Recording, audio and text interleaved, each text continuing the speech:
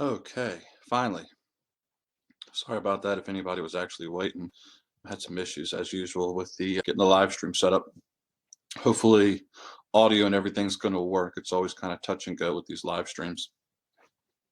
So today I wanted to discuss with you guys a topic about the Protestant Reformation, which is not something I usually talk about on this channel.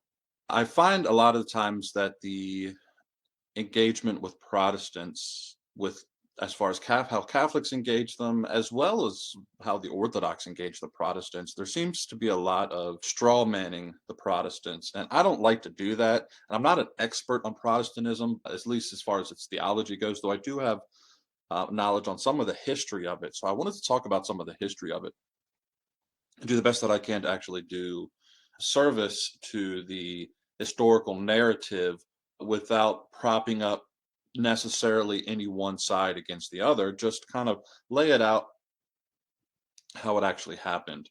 And I wanted to cover this topic specifically, the early Reformation and its kind of radical roots, because I find there's some key areas of this historical period that are, for whatever reasons, just overlooked, or if they are mentioned, it's kind of in passing without giving consideration to the effect it had on those who lived through the events themselves.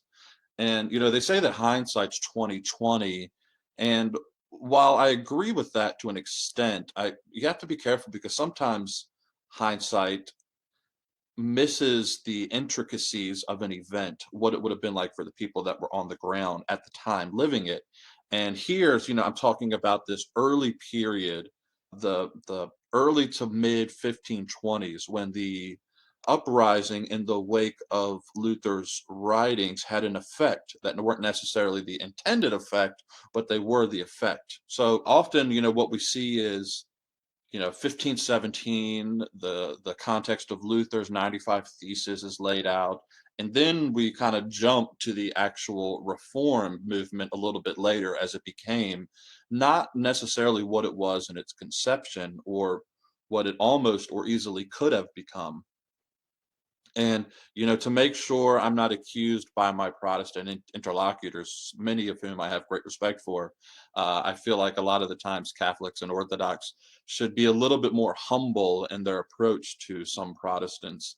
But to make sure I'm not accused by them, as not giving the context of the mindset of the Catholics in the events in Europe leading up to the outbreak of the Reformation, I want to cover some of that to begin with as sort of a preliminary thing. So, first off, while I absolutely love the medieval period, it's kind of my, wheelhouse. I willingly admit that there are complexities to it that it's not a unified thing, right? There is no one medieval Catholic Church. Well, let me be careful how I say that. There was a unified Catholic Church in many respects, but how it looks like in various areas at different times, there was a cultural factors that come into play, as well as the specific time periods that you may be looking at. So, I mean, as much as it was unified, it was also very diversified, and despite what Luther later claimed anyways, that he and he alone brought about the call to reform and reform, there had long been calls and attempts at reform in the entire century really leading up to 1517. clergy and monastics were constantly railing against the extremes of the medieval people, which, kind of culminates in this thing that we call the Renaissance, which is basically the Renaissance is kind of like the college party gone out of control. Like you have like kind of a nice party going on, and then as it sort of escalates, it gets more and more out of control. Well, that's what the this early period, or excuse me, that's what this late period of the medieval times is looking like, right? So you have clergy who are opposed to things like the entertainment and commerce that you may see taking place in the streets as well as in the parishes themselves. For those of you that are scandalized by maybe what you see in the Novus Ordo, you would have been absolutely appalled at some of the things that you would have seen in the medieval church. Added to that, you have a certain discrepancy between the North and the South and Europe at this time that I don't think really has been appreciated enough. The South had a certain, I hate to use the word laxity, but they had a certain attitude about the faith that it wasn't the same way in the North. In Northern Europe, there was this strong emphasis on purgatory and penance, which was later why the critiques of Luther and against certain abuses found such a willing audience. Whereas like people in the South were a little bit more like, what are you even complaining? Like where is this happening at? What's going on? Now, because of some of this, laxity, you most famously get, and this is kind of going against what I'm saying here, though he was a unique person in the South, was a character like Savonarola, right? With his apocalyptic, he's Florentine, but he has this apocalyptic preaching that the end times are near. And keep in mind, like he's working up crowds to this fever pitch where they're going around and they're collecting art and burning art and writings and this thing that they call the bonfire of vanities, which is what I'm trying to make an equivalence of this. This would be like almost a, in the Prohibition era in the United States, where you had this temperance movement, and they would go around and like smash liquor bottles, right? It's something similar to that. And I mean, just as a symbolic thing, right? Like one of the things that Savonarola had burned in his bonfire of vanities where they would burn masks, because masks were a popular symbol of festivity, and he was an enormously popular preacher. When word of him spread, he was more popular in the northern European areas than he was in the South where he was from, because his preaching was like hitting a certain, like if you hit like a chime in a ring, it resonates with something that it's similar to. Well, his ring resonated with these people in the North, and he's seen later as something of a proto-Protestant, though I don't think that's necessarily fair, because I don't like ascribing to people labels of something that comes after they die. So it's hard to say, would Savonarola, had he lived long enough to see the Reformation, been a reformer? I don't know. That's not really, I don't think, a fair assessment. And it's a lot of historical speculation that I don't like being engaged in. But he's certainly in that vein of clergy that want to see reform long before Luther comes on the scene. So all of this to say is it's not like the scene itself wasn't set for the radical elements that the Protestant reformers, like I said, before Luther even comes on the scene, you've got an audience, you've got a willing audience, and you've got people that are tapping into it. So when we get to Luther, you get his thesis, and as I've, heard many Catholics point out, Luther's thesis itself was not really a revolutionary document. It's really just a call to disputation, and disputations were a common thing, right? So Luther, he's calling out these practices, and he's saying, let's get together, guys, and let's have a dispute over this. Now, important of things to come, when Luther arrived in, what is it, Leipzig in 1519, the crowds, who were mostly university students, if that tells you anything, were already kind of whipped up in a popular frenzy. Luther puts out this thesis 1517. The one thing that he really, I guess, couldn't have predicted was the advent of the printing press just spread these things like wildfire. And by 1915, when he's kind of his writings are being disseminated, and you have these crowds getting kind of like whipped up into this frenzy, they're like pushing for a fight, right? Like they're ready to take the church on. Not unlike the kind of debate me bro crowd that you see on like YouTube today, where or social media in general, I guess. Nor unlike, when a controversial figure shows up to a university today, you get these like audiences pro and con that are kind of like whipped up and ready to fight each other over this person showing up. Well, Luther shows up, and keep in mind who that audience was, that university audience, because that comes into play later. So early Luther writings, his writings before the events that are really about to take place that I'm going to discuss, are much more, I don't want to say conservative. They're acerbic, but Luther always had sort of an acid pen, but he was much more careful in his later writings than he was in this earlier writings. He was much more careful who his target audience was, and to be clear who he wanted to incite. Whereas early on it wasn't so clear. So people took him as a populist writer speaking for them, for their frustrations, and they did the things that they're going to do in his name. Okay, so you have this atmosphere where, you're frustrated, even going back into the century before, there's this medieval, it's kind of lurked and showed up at different times, but it had been pretty consistent since the time of the Black Plague, that there was this end times movement where, at any time now, right, the end days are near, they seem near. And it's really prominent leading up to 1517, where you also have the Turks, right? You can't keep the like wider cultural context. The Turks are literally at the gate, right, threatening to run over all of Europe and destroy Christendom. So here you have Luther calling the Pope the Antichrist. He's feeding, whether intentionally or not, he's feeding into this feeling. He taps into it, right? You have people at the time comparing him to Elijah. One of the first breaks is when this Augustinian monks destroyed and burned their monastery in Antwerp. Very early on, this happens. Now, Luther early on declared his belief that the princes of Europe were to be the true rulers of Christendom, not the Pope.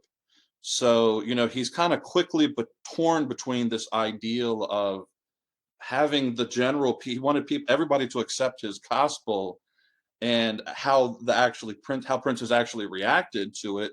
When Charles V, Holy Roman Emperor, having already condemned Luther at Worms, at the Diet of Worms, responded to these Augustinian monks that burned this monastery down because they were so whipped up by Luther. What's his name? Charles V has these monks executed, right? So it's kind of like, oops, Luther's for the princes here, but look at what the prince is doing. And then you also have one exiled king, Christian II of Denmark, and he's king of Denmark, Sweden, and Norway, but he's exiled. He's an exiled king, and he's exiled in Wittenberg, Luther's home base, right? And he now publicly announces himself as an evangelical, as a follower of Luther. And then, he proceeds to call on his subjects back home from where he's been exiled from in Denmark to rebel against the sitting king, and to kick him from the throne, right? And that's kind of, for Luther, that's kind of like oops again.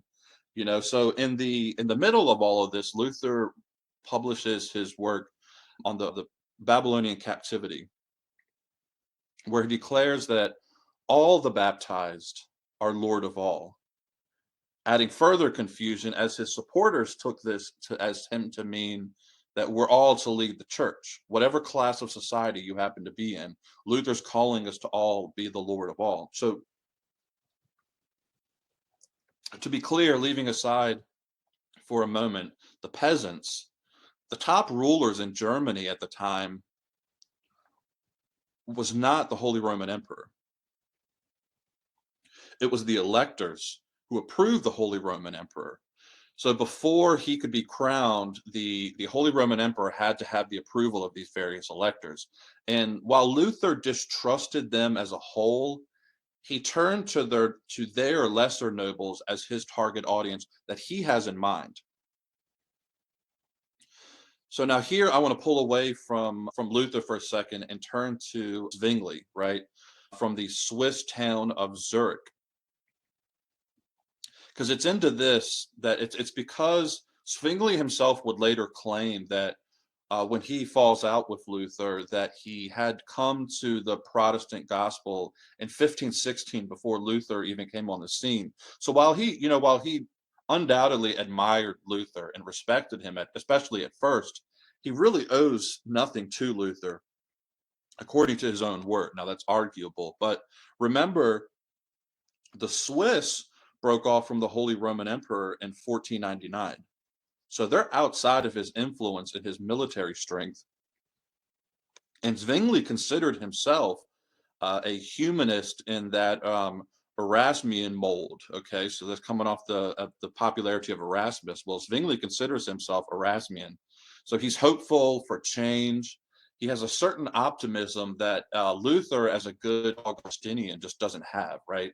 Zwingli has this optimism for change and humanity that just doesn't exist in Luther. So at the time, the Swiss are angry at the Pope because the Pope had sided with the Holy Roman. I hope you guys are following me on this. I know I'm moving a little bit fast, but I want to kind of get to the point of this. The Swiss are angry that the Pope sided with their enemy, the Holy Roman Emperor, and all of that comes to a head in 1521 when Zwingli and a few other clergy break the Lenten fast by publicly eating sausage. It's kind of hilarious, but sausage was the mitigating factor to open revolts in the Swiss regions. But this act of eating sausage is what really sparks the reform in the Swiss regions. So by 1521, this is a crucial year. Luther was hiding after Worms. So Charles V calls Luther to Worms to defend himself.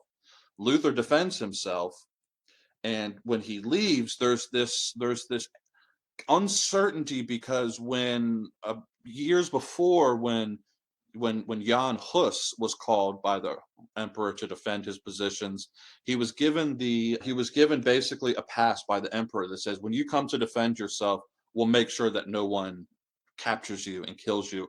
Well, infamously, Hus comes to the Council of Constance to defend himself, and then even though he's got this pass from the emperor, he's captured and executed. So Luther doesn't quite know what's going to happen, but he comes, he defends himself, and then Charles sticks to his word. He lets Luther leave, but then he outlaws Luther. So by 1521, Luther's in hiding, okay? And his students are the ones sort of running the public show, because after 1521, Luther's really something of a celebrity at that point. So you have his students being really active. In particular, you have a young Philip Melanchthon who takes kind of the leading role of the revolt on the ground. So it's an important detail to remember. So remember this. That same year, you have an Andreas von Bodenstein of Karlstadt, okay? And he's another Wittenberg graduate himself, and he sees himself as the voice of Luther, speaking for Luther. So he begins preaching in ways that really only kind of muddled the message, adding confusion to what Luther had already been teaching. And keep in mind, he says, I'm speaking for Luther. So right away, Karlstadt's preaching is against things like celibacy, and he's publicly trashing the Mass, and he's proclaiming a priesthood of all believers, including everyday commoners. And now Luther himself, in this early period, he's less theologically radical than the later Luther would be. So with all of this, you have also added to it Hopefully you guys are taking notes, right? Because I know I'm going through a lot here, right? You also have added to this confusion with Karlstadt, a group called the Zwickau prophets who arrive on the scene. And they're saying, that 100% the Mass is a symbol and that baptism is for adults only. And they are saying this in the name of Luther. So Luther's rhetoric before he goes into hiding and now his silence absolutely added to the sort of mass hysteria that's brewing, that comes to a head and overflows when students of Karlstadt begin themselves speaking in the name of Luther, who began going around destroying Christian art from the churches around Wittenberg in early 1522. So you have you have these groups of people who are all claiming Luther as their own. Luther's not, he's in hiding. You have them starting to destroy Christian art in Wittenberg itself. So what happens is one of the electors that elects the Holy Roman Emperor, Frederick, he's kind of an admirer of Luther. He's a little, on the fence about Luther, but he still protects Luther. Now, he had one of the most vast relic collections in Europe, and he was absolutely furious over this desecration of Christian art. And he demands that Luther respond against what he calls the fanatics. So Luther, at this point, keep in mind, he's been hiding. And Luther, at this point, had also dropped his monastic vows and his monk's clothes, comes back out publicly dressed in his Augustinian monastic clothes and makes a statement by coming out for the first time since Worms, publicly addressing the crowds in Wittenberg and against what's taking place with this destruction. Now, in response to this, Karlstadt dresses up as a peasant and preaches publicly, and by this point, he's kind of openly at odds with his former teacher. So, we'll come back to Luther and all of this again in a minute, but going back to Zurich in 1523, Zwingli calls for a disputation to be done in German, not in Latin, and the intent was to let the crowd read the potential. Well, the intent was that the crowd would come, and whereas these disputations historically had been in Latin among academics, the crowds now would hear it in German. So the idea was to kind of get them whipped up, to incite them. And the general rule of thumb at this point is that the older crowds are the more conservative, wanting to be temperate in matters, where the younger crowds are the ones that are getting whipped up and more brazen. So Zwingli declares at this disputation that from now on in Zurich, only doctrine explicitly found in the Bible would be accepted henceforth. Keep this in mind, right? Because this is going to come back later. At the same time, also in Zurich, you have a preacher friend of Zwingli named Leo Judd, who begins preaching against images. And one of the things that Leo does is he goes back into some of the early Jewish sects, and he found that the ordering of the Ten Commandments was actually different than some of the other sects that had been picked up by Christianity in the ordering of the Ten Commandments. Because when you go back to the original Ten Commandments, how they would have been written, there wasn't any 1, 2, 3, 4, 5, 6, 7, 8, 9, 10, right? So when you're reading through it, you're kind of having to interpret, okay, this is commandment 1, this is commandment 2, this is commandment 3. Well, between 1 and 2, there was a certain discrepancy depending on who you were. And the way that the certain Jewish sect read it was that instead of taking the Lord's name in vain being commandment 2 was actually the part that we keep in section 1, which is against the images. Now, Zwingli in turn, so keep in mind, so Leo's preaching against images. He's preaching that this is the second commandment. Zwingli in turn at this point outlaws all music. He outlaws all dancing. So things are kind of picking up at this point. And henceforth, all of these things images are going to be outlawed. Music is actually outlawed in Zurich until 1598. It was held even by Zwingli's successor, Bullinger, that it was going to be outlawed,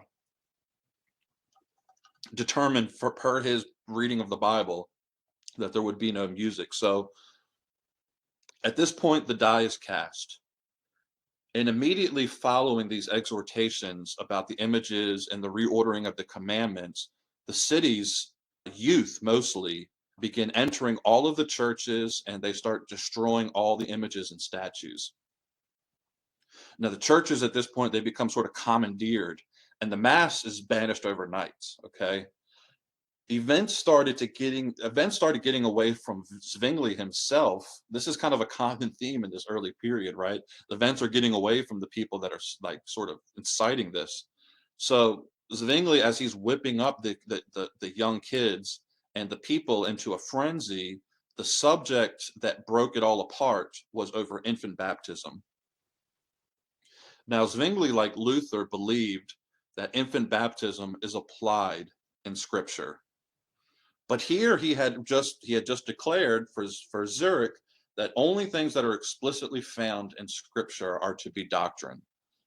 So he's trying to hold both ends here, whereas you have this other group that's coming out that's saying they're even more radical than the radicals, right? And they turned against Zwingli over this issue, and as a sort of radical embracing of this, they publicly rebaptize adults. So suddenly Zwingli, the radical, and the Swiss government, which is seen as radicals, now suddenly starting to look moderate. And their response to this public rebaptism of adults is they have all of them drowned. Just to kind of let you know where this is going. Okay, so at this point, Mr. Erasmus himself, who had been quiet through this entire period, from the time that Luther shows up on the scene all the way up to this early, like early 1520s period, Erasmus has been silent.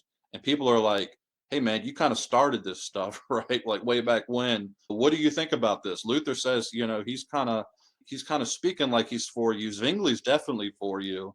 So at this point, Erasmus finally decides to chime in. And I know we haven't talked about him, but if you don't know, he's like the huge humanist celebrity of his day, right? He's like there's no equivalent to this kind of thing today. I guess just a huge superstar of his day is Erasmus.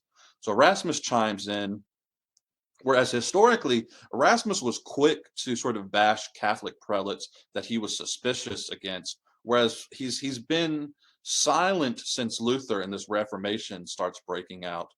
Well, he writes this thing called a diatribe on the free will, sort of in response to Luther specifically.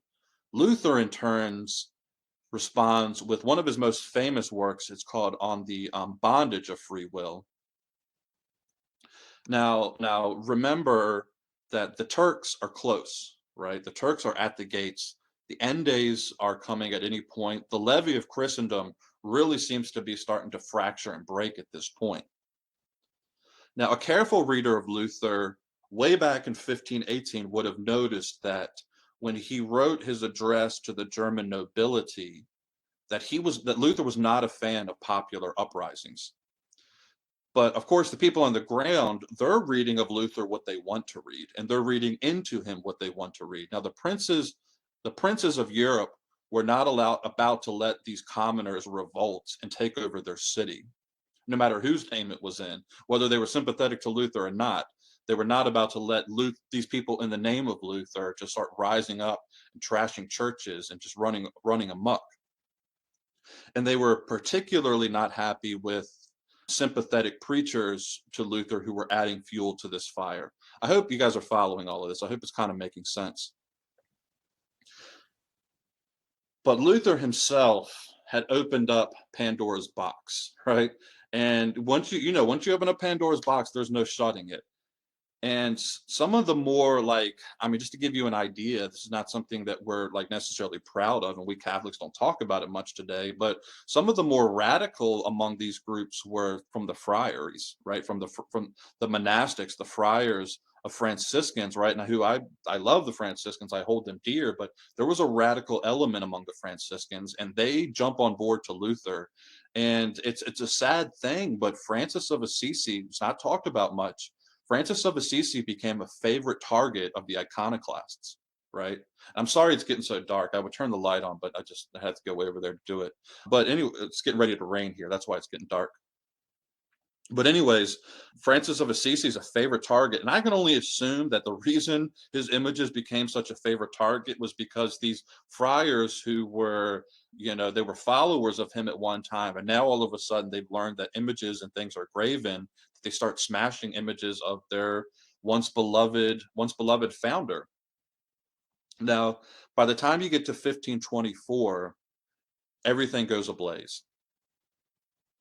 Across the Baltics are being overrun, they're being looted, images are being dragged out of the church, statues are being dragged out of the churches, they're being dragged and smashed in piles in the middle of town squares, and they're being set afire, almost like going back to the bonfire of vanities with Savonarola. But this is now with images and statues. Altars are being ripped out. In March in Latvia, after destroying the altar, the rioters declared that a statue of the Blessed Mother was actually a witch, and they took it out of the church and they threw it into the river. A statue of our mother, right? This is how crazy things had gotten by 1524. Near Danzig on Christmas, the mass itself had been desecrated by rioters, and even further east than that, they began attacking Eastern Orthodox parishes, right? Once you start getting into that blend where you start moving east and you start seeing Eastern Orthodox parishes, well, what are all over Eastern Orthodox parishes, right? But images. So they come in, these kids, they come in and they pull out all the images out of the Eastern Orthodox churches and start destroying their images. Something later that Eastern Orthodox, who have long memories, would not forget. So when Luther, after he makes clear his own stance on images, try to make some overtures towards the Eastern Orthodox, they're like, we remember what you did to us. So now keep in mind, remember that I said it's a lot of youth. Now, youth movements are something in general that you really need to be wary of. And I think I am going to go ahead and turn the light on here. So give me 1 second, guys.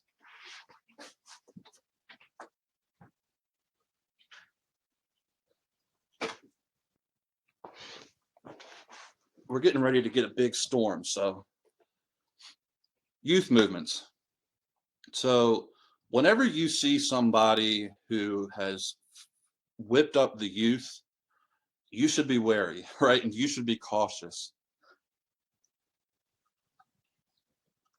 Think about what's some other good. Think about the Cultural Revolution in China in the 1960s, right? That was a youth movement. The Nazis themselves was primarily a German youth movement that was in retaliation against the generation before of the Weimar. Here in the United States, the youth movements that we've had where they whip up the youth into this frenzy. Well, this is very similar to what's happening in this early period of the Reformation that we're talking about. Going back to Luther, when he goes into hiding, he's already at this point whipped up the Wittenberg students, and they start preaching in his name, including these ones like Karlstadt. Meanwhile, Luther himself, he is terrified of popular uprisings, and he made clear that he was not going to accept rival reformers. His reform was the true reform, and he was going to accept images, though he couldn't help himself because there was a recent cause or canonization of Saint Benno, and in a pamphlet, Luther trashes this, and yet at the same time, he's appalled to find out that when readers read his pamphlet, they took him serious, and they had a mock procession through town of horse bones in like sort of this mock procession of Saint Benno. But of course, Luther found out that the prince himself was for the canonization of this new saint. So he maybe had to change his mind because of that, because Luther was always clear that he backed the princes first, but he kind of puts himself in a conundrum. If the powers of the prince were supreme in Christendom, not the Pope. Yet the people who he's inspiring are turning against the princes. In his name, he's in a bit of a dilemma. But he, at this point in the mid 1520s, he throws his full force behind the princes in an infamous pamphlet called The Robbing, Murdering Hordes of Peasants. Robbing and murdering hordes of peasants. If you kind of wonder, if you're thinking, gosh, I wonder what side Luther's going to come down on. Is he going to go for these commoners in the streets that are rising up in his name and they're trashing the churches, or is he going to side with the princes? Well, if you were at all doubtful, he comes out when Luther swings, he swings hard. The specific events was around this thing called the Peasants' War, which is more of a secular uprising, but it was certainly fueled by the recent theological events that had been taking place.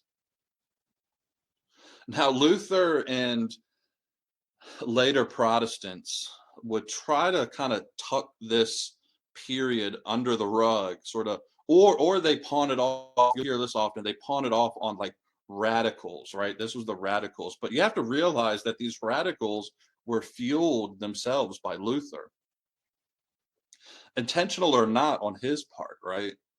And this, like, for example, Thomas Munster, one of the more radical early reformers who had these visions of a violent overthrow of the old order, claimed Luther as his inspiration.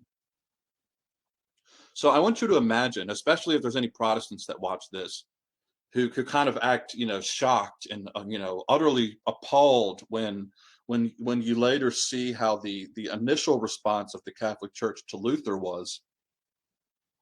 I want you to think about first what it was like for the average Catholic who, they've spent their whole life going to Mass, right? And here one day they show up to Mass, and in front of their beloved church, there's a bonfire of their centuries old art being smashed and tossed in, altars being ripped out, the Mass itself being mocked and desecrated. I mean, think for a moment just what it was like for those people, okay? I mean, long before we have the hindsight, right? Hindsight's 2020. Long before these people have the hindsight of confessional Protestantism and its more moderate elements, right? Which you have the luxury of knowing about. These people, how are they supposed to react when they see these things that they truly believe to be sacred, are being destroyed all around them, mostly by kids? Second, how do you expect the church authorities to react when they're being told by the kids, hey, we were inspired by Herr Luther, right? This is where we got the inspiration from this from. I mean, again, they don't have the hindsight that you do, where you can say, oh, wait, but that wasn't Luther's intent. These people, they took things too far. Well, I mean, be realistic, right? And give the people the same benefit that we're supposed to give you. The irony in all of this is that there was this quick moment in the outburst of this initial violence that the two sides, the Catholic and the more moderate reformers, almost came together, right? This common enemy of this massive uprising almost caused the two sides that would be the actual split to come together, and it was almost a chance for the Protestant Reformation to not even happen. Luther kind of, he sort of nodded approvingly when Charles was militarily putting down the peasants in the Peasants' Revolt. Charles V later calls a meeting between the two sides where Melanchthon, the follower of Luther, brings his 14 articles to try to persuade the Catholics to come, hey, that there's things that we can be, find common ground on.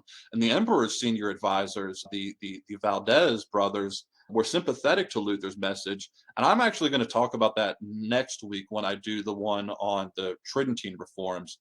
Those Catholics that are sympathetic to Luther and Lutheranism and the evangelical message. I'm going to talk about that next week. But of course, you also have Cardinal Campeggio at this, and he's like, nope, he wasn't having it. The talks fell apart because he was like, look, Luther has brought about this extreme Reformation, And once you get to immediately after these talks fell apart, you get the formation of the Schmalkaldic League, and really that was kind of the beginning of the end of any chances of reunion. But Luther was seen at this point as having kind of betrayed his initial message. All right, he wasn't stupid though, right? He knew he needed princely protection in order for his other reforms he wanted to survive. But the radicals didn't stop. In as late as 1528, you have the women of St. Gallen. This isn't very well known, but they're shaving their heads and they're offering their bodies to men, all in the name of this new gospel. Zwingli fell when he sought to crush a Catholic minority that was in the Swiss regions. They were surrounded by this new Protestant Reformation, and he tried to have that crushed. Well, they rose up in revolt and killed him and a group of men in battle. At which point Bullinger takes over, and he's less radical. But of course, you still have the Munster Rebellion coming down the road, which solidifies this Anabaptist movement. And the more radical elements kind of go their own way, and Luther goes another way. And eventually, you have the formation of the Reformed Church, who sort of, I know the Reformed like to say that they're sort of the correct reading of Luther and the Reformation, though the Reformed movement does kind of stretch into that, that more radical element. It's more like a moderate version of the radical element is kind of what the Reform movement is. Sort of falls somewhere in the middle between Luther, who's okay with images, and he's got his own view of the Mass, which is at the while he doesn't believe in the sacrifice of the Mass, he does believe that Christ is present, and these sort of things consubstantially present as far as Luther was concerned. But the Reformed have this almost quasi Anabaptist view of Christ's presence. Now, anyways, that's a lot, but I really wanted to bring some light to this. Maybe there's other people that have mentioned this. I don't know. I don't really see it in any of the talks with Catholics or Protestants talking about the historical things that took place with the Reformation, this early period of the early 1520s, where things really just got out of hand, and what the reactions were to those, and how in some ways that initial Catholic reaction to Luther, while we can say with hindsight, yeah, maybe the Catholic reaction to Luther wasn't justified in that sense at that time, but we know why they were reacting the way that they were reacting, because of these radicals that are rising up all in the name of Luther, right? Now, I do believe that eventually the church kind of gets its act together and comes up with as it's absorbing and contemplating over what Luther and this Reformed message is talking about, then eventually you get, St. John Fisher writing about it extensively. You get all the Catholic Reformation writers writing about it, Bellarmine. Of course, you have the Council of Trent. But in this initial period, that reaction, that in some ways we can be kind of critical of how the church reacted to Luther, there's still a reason why the church reacted to Luther the way it did. And it's because these people were absolutely just out of control and just destroying. And I mean, I'll be honest with you, the Reformed, this is why I say the Reformed is a little bit more of like moderate radicals, because they pick that up later. When the Reform movement really starts making headway in the later part of the century, they're right there with those early radicals that were smashing images all throughout. I mean, you go back, you watch I have a series on the history of English Christianity, and so many of our images and our relics are just gone, right? Because of the Reformed who follow in the wake of this early radical Reformation. So anyways, guys, that's what I got. Let's see. Oh, Father John, how's it going, Father John? I see you were in there in the chat. Catching part of it live. Great. Hopefully it's not been too out of whack with the audio and stuff, and I'm sorry about the lighting there. I'm coming up right now to 45 minutes, so I'm going to go ahead and drop it out there. Next week, I am going to, long as I have time to kind of get the notes together, I'm going to cover, I titled it to the Council of Trent go too far, or the reforms of Trent go too far, or something like that. That is kind of a clickbaity title. I admit it. I'm not trying to be that way, but I do have some points to bring up, though I don't think it's probably not going to be what some of you maybe think it is. And so hopefully this is something I'll be interested. I don't know if any Protestants actually even watch this channel. I probably doubt that I would have very many, if I have any at all. But if you do, I'd be interested in your take on this. I don't hear Protestants talk about this period that much. And like I said, in so much as they do, they sort of dismiss it, which I don't think you can dismiss it, especially not for the people at the time and how they're sort of, if you're living during the middle of events, it's kind of hard to have hindsight where you're thinking back and reflecting. I mean, we're still like I still haven't even reflected on the recent with the shutdowns and the lockdowns and the pandemic and stuff, right? Like you're living in the middle of something. It's hard to be real reflective on something that you're living in the middle of. So these people, they're living in a situation where their churches are being desecrated and destroyed, and these kids are saying they're all doing it in the name of this person Luther. So I think it gives a little bit of justification to why maybe the Catholic Church reacted to how it did initially to the Reformation. So anyway, guys, hopefully you enjoyed this. I will see you the next time, same place next week, so long as I get those notes together in time. But till then, God bless you all and take care.